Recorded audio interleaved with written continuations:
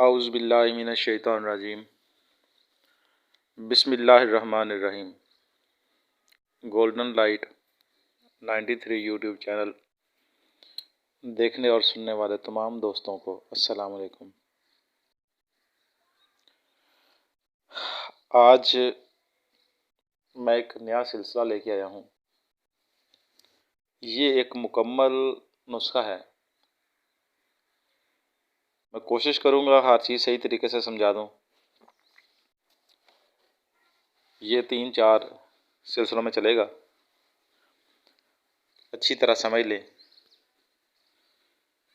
सबसे पहले इसमें जिस्त बनाई जाती है जो तेज़ाबी होती है। इसके बाद इससे कापर तैयार किया जाता है और बाद में नुकरा को काबिल हमलान किया जाता है और इसके बाद इन सारी चीज़ों का मिलाप करके एक मुकम्मल अमल होता है।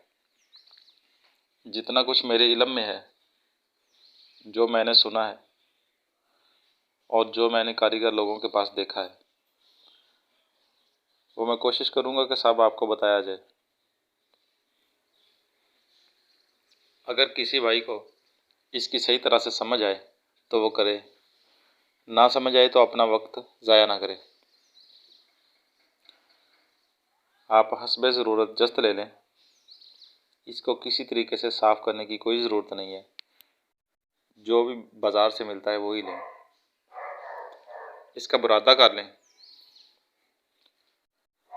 1 पाव जस्त के लिए आधा किलो सरसों का तेल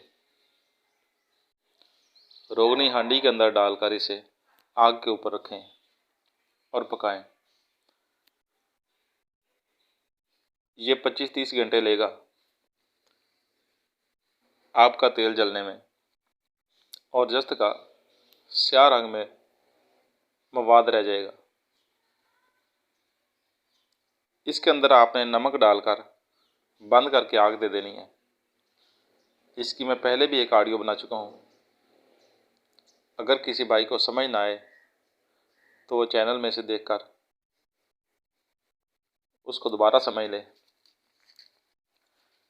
इसके अंदर नमक डालकर आग दें। 8-10 किलो उपलों की आग दे दें 1 पाव जस्त के लिए। आपकी जस्त कहीं भी नहीं जाएगी।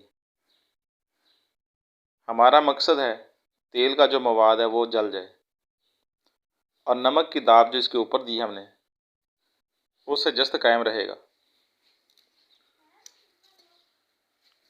इसके बाद